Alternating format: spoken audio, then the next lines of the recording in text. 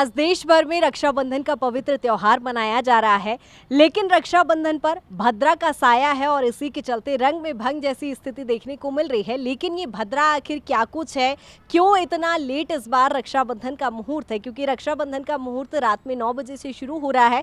हमारे साथ खास ज्योतिषाचार्य जी मौजूद हैं, उन्हीं से समझने की कोशिश करेंगे कि आखिर क्या कुछ ये भद्रा होती है। पंडित अरविंद तिवारी जी हमारे साथ मौजूद है। पंडित जी, पहले तो स्वागत, और हमारे दर्शकों को बताएं क्या कुछ ये भद्रा होती है। बड़ी संशय की स्थिति है।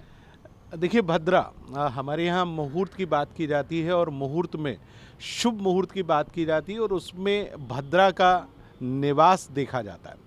क्या होती है भद्रा? बड़ा संशय है, कोई जानता ही नहीं है। बस उन्होंने कहा कि भाई भद्रा में आप शुभ कार्य नहीं करेंगे, यानी नहीं करेंगे। लेकिन पौराणिक महत्व की जो वस्तुएं हैं उनको जानना बेहद आवश्यक है। और भद्रा क्या होती है ये मैं आपको बता देता हूँ। भद्रा जो है वो शनि की बहन है और इनका वास हमेशा पाताल लोक में होता है, क्योंकि वो पृथ्वी पर निवास नहीं करती हैं। लेकिन जब भी श्रावणी आएगी, यानी श्रावण मास के शुक्ल पक्ष की पूर्णिमा आती है, तब उनका वास इस पृथ्वी पर ज़रूर होता है। यानी वो इस पृथ्वी पर वास करती हैं, यानी उतने समय तक वो निवास करती हैं।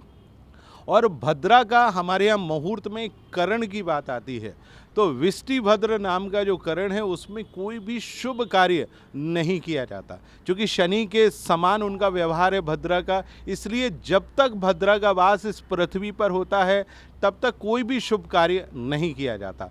भद्रा का वास रक्षाबंधन के प्रातःकाल 10:28 पर प्रारंभ होगा और रात्रि 9:28, यानी लगभग 11 घंटे वो इस पृथ्वी पर वास करेंगी। तो जब तक वो रहेंगी तब तक आप शुभ कार्य नहीं कर पाएंगे। और भद्रा में शुभ कार्य क्यों नहीं किया जाता, रक्षाबंधन क्यों नहीं मनाया जाता, इसके पीछे का एक बड़ा कारण है। त्रेता युग की ये घटना है। रावण और विभीषण, जिनकी बहन शूर्पणखा थी, उन्होंने भद्रा काल में अपने दोनों भाइयों को रक्षा सूत्र यानी राखी बांधी। उसका परिणाम ये हुआ कि उनकी जो नाक के साथ हुआ, लक्ष्मण जी के द्वारा उनकी नाक का छेदन किया गया और दोनों भाइयों को राखी बांधी थी। तो 6 महीने के भीतर ही रावण और कुंभकर्ण दोनों की मृत्यु हुई। यही कारण है कि भद्रा काल में रक्षाबंधन खास तौर से नहीं मनाया जाता।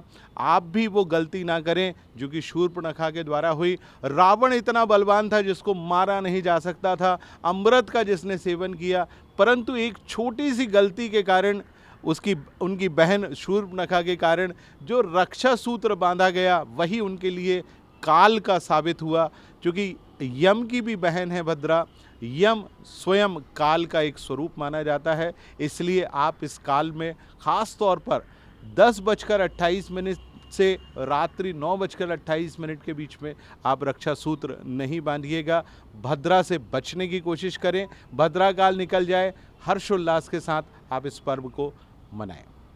पंडित जी, एक और कंफ्यूजन है। जिस तरह से आपने कहा भद्रा में शुभ कार्य नहीं किए जाते हैं, तो पूजा पाठ भी नहीं किया जाता है या सिर्फ शुभ कार्य नहीं किए जाते हैं?